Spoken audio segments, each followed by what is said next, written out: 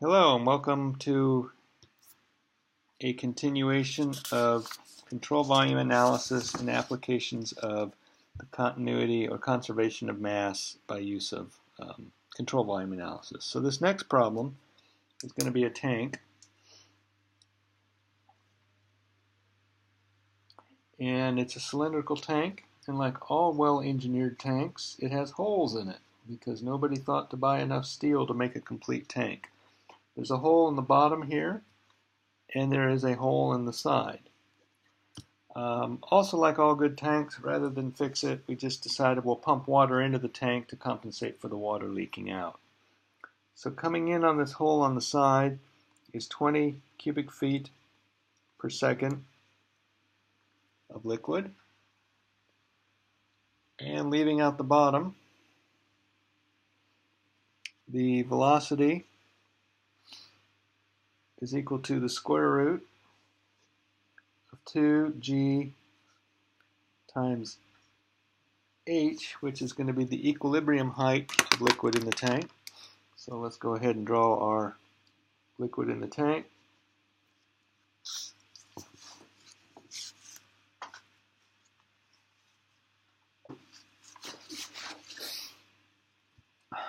Dusty water. So there's the liquid in the tank. The tank diameter is capital D,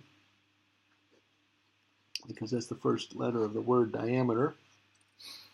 Also dog and degenerate, but mostly diameter.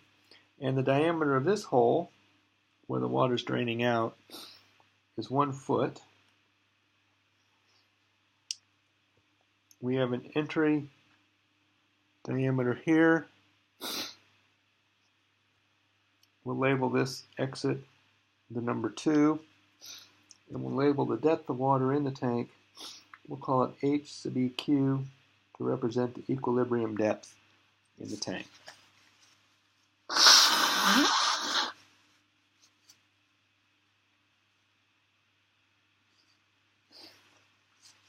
So the open tank shown has a constant inflow.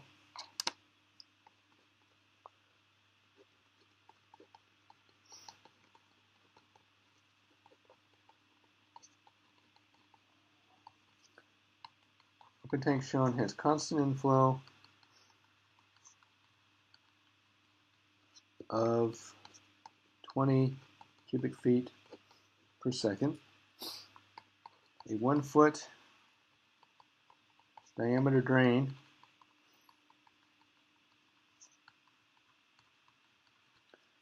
provides variable outflow velocity.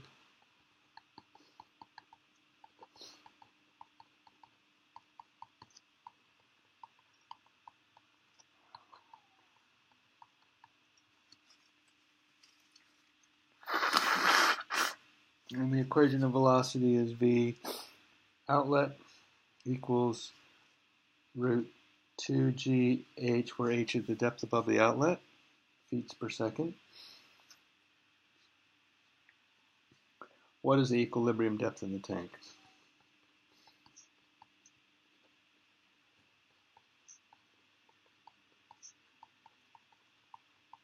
Okay, not a terribly difficult problem. You could probably solve it by intuition. But we're going to use the principle of continuity and demonstrate that the principle actually can do what your intuition can do, only slower, but documented. So continuity for this situation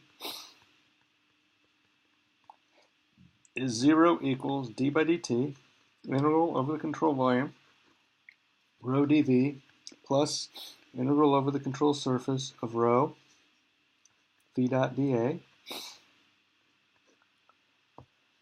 And we now have to define the control volume, so we'll declare the control volume is the volume of water in the tank at any instant.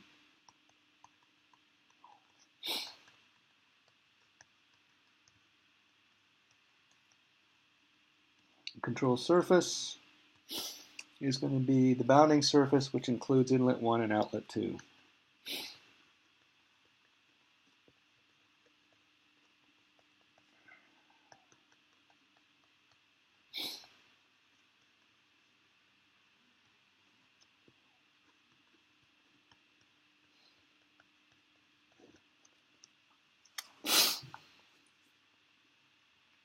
So again, lazy person would draw the control volume right on the sketch, but we'll draw a separate one on a different sheet of paper, and then we will label the various parts. So we want to sketch a control volume that's going to represent this situation.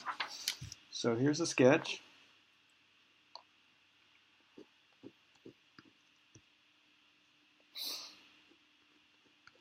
It's not a very exciting sketch. I'm just drawing a big rectangle.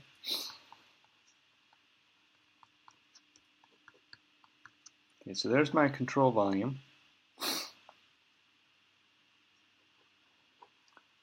This is my equilibrium height. I have an outlet down here somewhere. So remember I said get in the habit of drawing the area vector, so that's dA2. And there's a velocity out. We'll convert that into a vector form shortly, or into actually a component equation. We have an inlet over here somewhere. It has some velocity in, and it has dA1 pointing out. I guess I'll represent those as bumper vectors. Okay, one other thing is we can label this surface. Now, in our case, we're after an equilibrium condition, but we can pretend that it can move with respect to time. So our control volume, we're giving it the ability to deform if necessary. So the velocity of that surface, I've labeled that as dH dt. I have a bit of a cloggy nose tonight. Alright, so let's write the volume integral and the flux integrals and then see what there is to see. First thing we can do is this velocity at inlet has a value of u and just x component, and then the velocity outlet we'll have it as v coming out in the y component. So the volume integral, d by dt, integral over the control volume, rho d volume. This equals rho. The area is pi d squared over 4. So it's the surface area of the tank. And if it's non-zero, then dH dt, which is the velocity of the free surface, will tell us how fast the tank is filling or draining. Integral over the control surface, location number 1, is rho v dot dA, which in this case is equal to minus u times whatever the area 1 is. And the minus sign is because the area vector and the flow vector are in opposite directions. And we happen to know that it happens to equal minus 20 feet cubed per second because it's given in the problem statement. The integral of the control surface at location 2 is rho v dot dA. And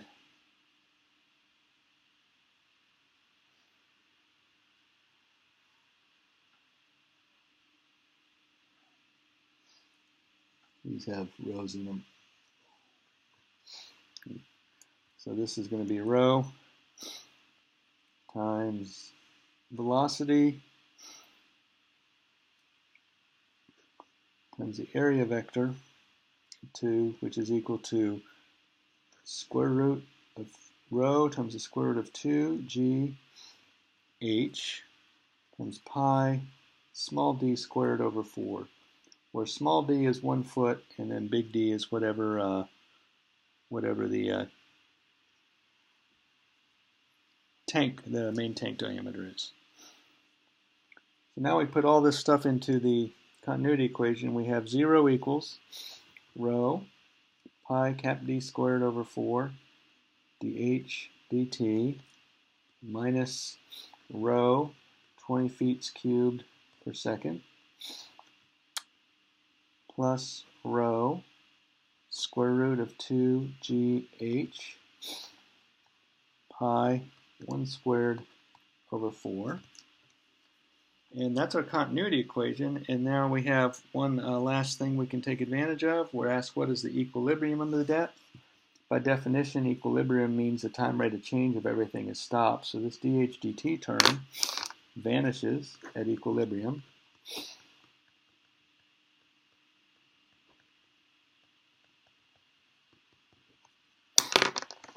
The densities are constant, so we're going to divide them out too.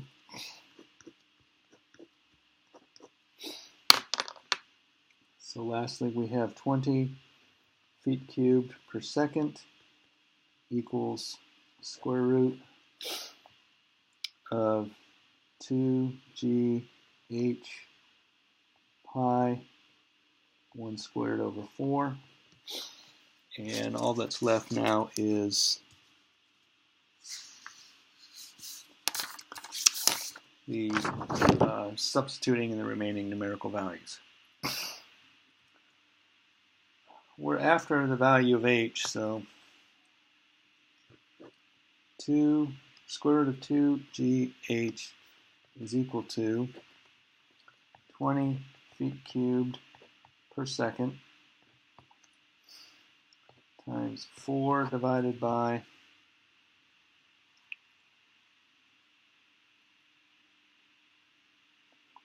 pi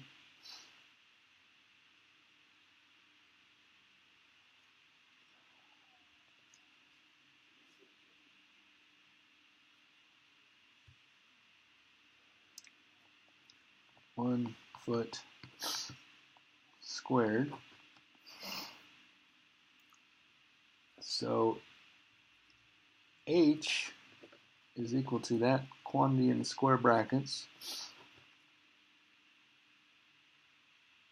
squared divided by 2 times g, which is 32.2 in this unit system. So this is 20 times 4 over pi times 1. And if you do the arithmetic, we should come out with h is equal to 10.1 feet. So you'll notice the diameter of the tank became irrelevant once we went to an equilibrium condition. This is just direct application of continuity expression to produce the result. So 10 feet of depth in that tank will maintain the outflow through that 1 foot diameter of 20 cubic feet per second. Alternatively, this is also a way to make flow measurements using simple things such as tanks with holes in the bottom. All right, let's look at one more example. Very similar. It's the same, but it's different. Except now we're going to take a tank, initially full. We'll assume that it magically goes, that everything magically accelerates instantaneously, and we want to figure out how long it's going to take to drain. This is identical or very similar to problem 4.82 in the textbook. So how long to drop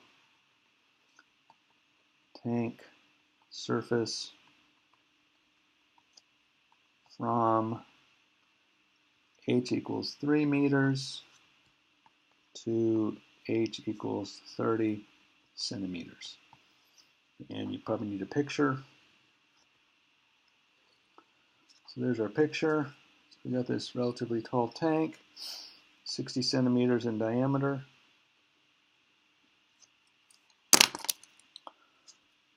It has water in it at any instant.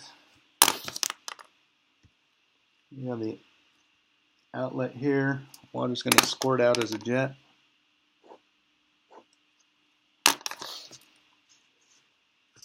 And we're going to measure the distance from the water surface to the center line of the jet. We'll call that H. As we did in the Bernoulli part of the class, we will presume that the pressure across the jet is 0 gauge, so the velocity is square root of 2 gh. We actually don't have to be given that. We could apply an energy balance and discover that on our own. Outlet diameter is 3 centimeters. So how long to drain? Okay, so just like before, we would solve it by, so let the control volume equal volume water in the tank at any time.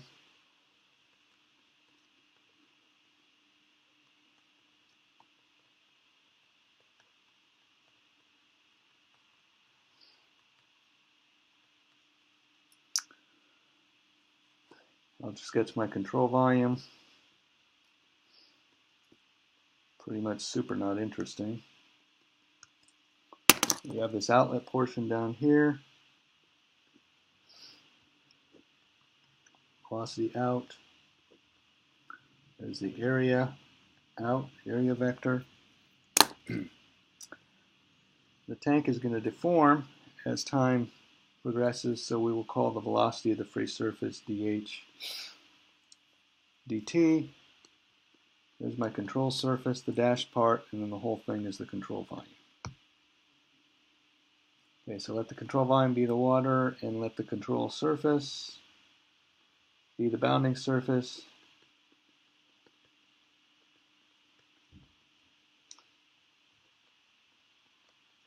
Including the outlet pipe.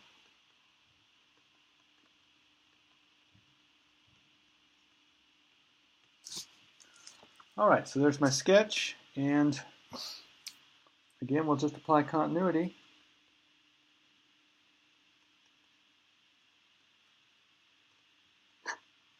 And again, just regurgitate the Reynolds transport version of the equation, and then it guides us what to do next. So d by dt integral control volume rho d volume plus integral of the control surface of rho v dot dA. And then do each part at a time. So the volume integral d by dt integral of the control volume rho d volume is equal to rho d by dt of pi capital D squared over 4, where cap D is the diameter of the tank, in this case 60 centimeters, times h. Well, the diameter doesn't change, pi doesn't change, and 4 doesn't change. So the result is rho pi d squared over 4 dh dt. That's our volume integral. In this case, because the tank is draining, the dh dt term is no longer going to vanish. Integral over the control surface, rho v dot dA, is rho times velocity out, as I've labeled it, area out. Notice it's positive sense because they're both pointing in the same direction, and that equals rho square root 2g h times pi little d squared over 4. You'll notice at this point this is identical to the prior problem. And now we will equate the two in the continuity equation, and we have the following result doing that. Rho dh dt pi cap d squared over 4 equals minus rho square root 2g h pi little d squared over 4. And let's see what we can cancel. These 4's can go away as they just divide out. Pi's are gone. It divides out, and the rho be gone. So what we have left is dh dt times cap d squared equals minus root 2gh little d squared. We'll move the cap d squared to the right-hand side. So we have dh dt equals minus square root of 2g little d squared over big D squared times the square root of h. I move the square root of h into a separate radical because that's going to help us with the next step. So our next step will be to separate and integrate this differential equation.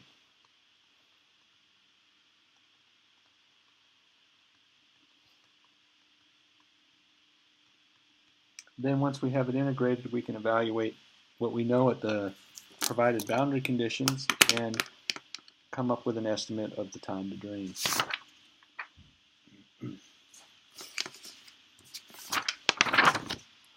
So separating, integrating that would be dH over root h equals minus square root 2g little d squared over big D squared dt. So that's the function that we're going to want to integrate both sides of that. So the left side is the integral of h to the minus 1/2 power dh equals minus root 2g little d squared over big D squared integral of dt. So to produce the antiderivatives, the antiderivative of h to the minus 1/2 is 2h to the 1/2 power equals minus root 2g little d squared over big D squared times time plus a constant of integration. So now we have to evaluate that constant of integration.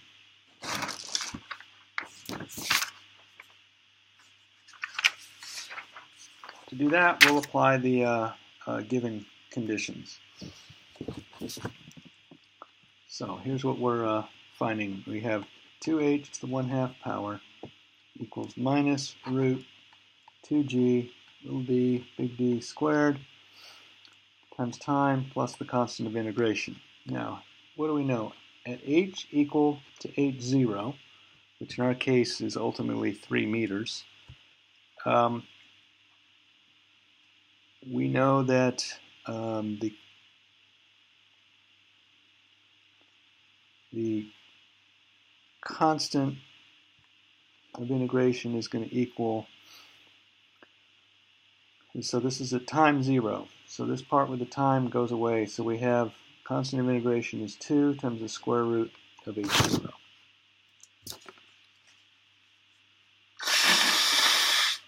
So now we can solve our equation for time. We have 2h to the 1/2 power minus 2 times the square root of h sub 0 divided by minus root 2g, the ratio of the diameters squared, equals time. And now we can substitute in numerical values. So for our particular problem statement, we have 2. Now, h at the time of interest is 0.3 meters, 30 centimeters. That's given in the problem statement. Minus 2 times the original depth was 3 meters to the 1/2 power, divided by minus 2 times 9.8 meters per second squared. That whole product is raised to the 1/2 power over 0.3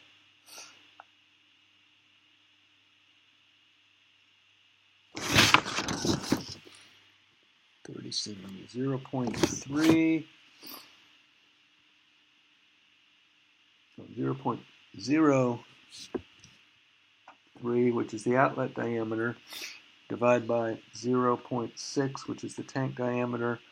That whole quantity is squared equals time. And if I did my calculations correctly, I come up with 214 seconds as time to drain. Now, variations in this particular problem, and ones that I certainly like to do on examination, the analysis in this case is quite easy because the pool area, the area of the free surface, doesn't change as the tank fills and drains. But if we change the geometry from this cylinder to a cone or to a 55-gallon tank set on its side, so the top area is changing as the tank drains, the method of analysis is the same, the geometry greatly complicates the algebra. And there's nothing wrong with that. That's just the way it is.